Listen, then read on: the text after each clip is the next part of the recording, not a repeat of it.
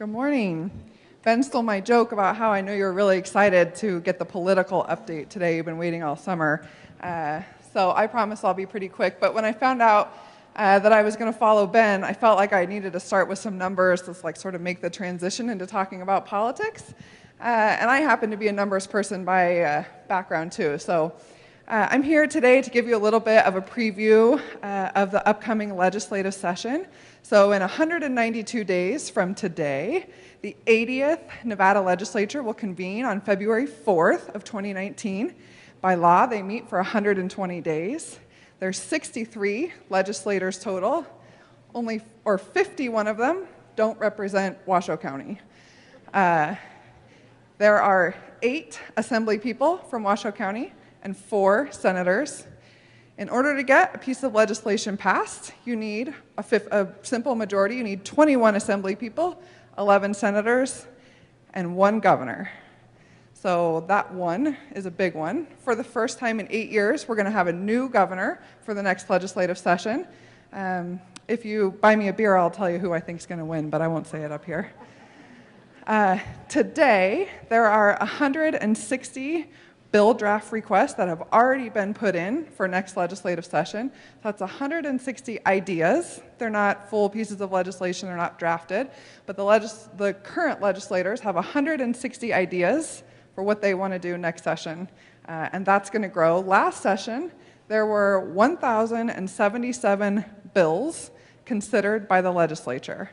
I'm guessing, I didn't do the super research, but about a third of them have something to do with the school district. They may not be education related, it may be about busing or transportation or workers' comp or the million other things that we have to deal with as a large employer.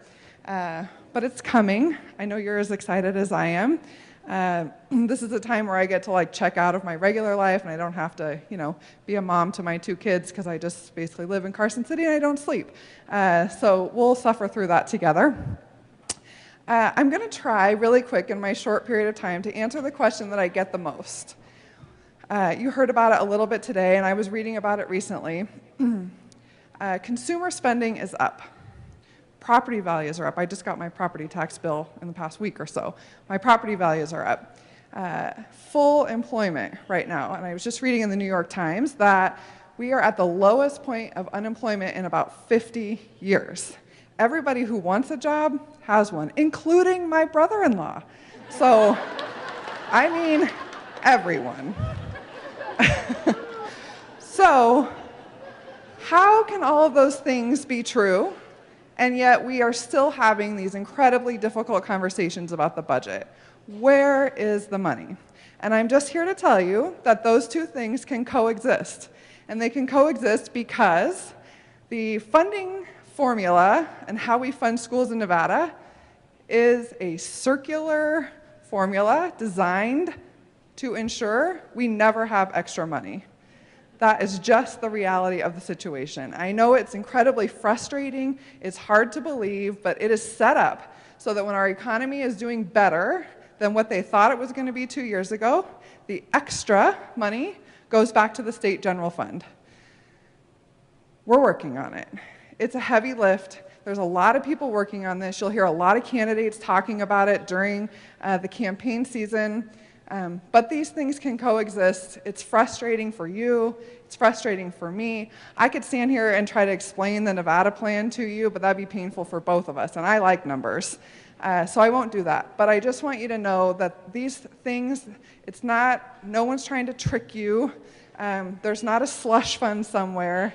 It is just the way we have it set up to fund education in Nevada. So hopefully we can make some progress on that in the coming legislative session. So the superintendents across the state have a great group, and they meet once a month. There's 17 superintendents for our 17 school districts, and every 2 years they develop their own legislative platform. And in the past 3 or 4 that I've been part of, it's been about money, but it's also been about professional development days or about policy or assessment. This time, it's about money. That's it. So there's 5 tenets of it. I'm not going to go through them all with you, but you can see what it looks like here. Reset the per pupil. That's kind of the formula thing that we talked about. Let us plan for longer term, so we're not every year hiring, rehiring, Clearly that system is broken. Give us more local control. Let us make decisions closer to the schools, the school board level. Allow us to bank some of that money when the economy is doing better so that we can plan for the future. We know, it's not always going to be at full employment, so let's plan for the future. And please let us help the state put their budget together. Instead of them doing it and telling us how much we should get, let's do it together. So we're working on it. This is part of our legislative platform. And I'll tell you the biggest thing that this is built on, the only way that this school district and districts across the state can be successful is trust. We have to build trust with our elected officials. They have to believe that the people in this room are better off making decisions about what happens in schools than they are. And I'll tell you, we're not there. So we're working on it. So just some other things that I do think you'll hear about. Obviously, school safety. The governor has a task force on school safety. The superintendent sits on it, our chief of police. Counseling, several other people sit on that on behalf of the district, so that's going to be a lot. Read by 3 obviously is coming up. This is the last legislative session we have if we're going to make changes before we go into that mandatory retention provision in 2020. Pre-K, early childhood, workforce development, career tech, all those things are a hot topic right now. And teachers, you heard about it a little bit earlier too. How do we retain teachers? How do we incentivize teachers? How do we get teachers in the right spot on the bus?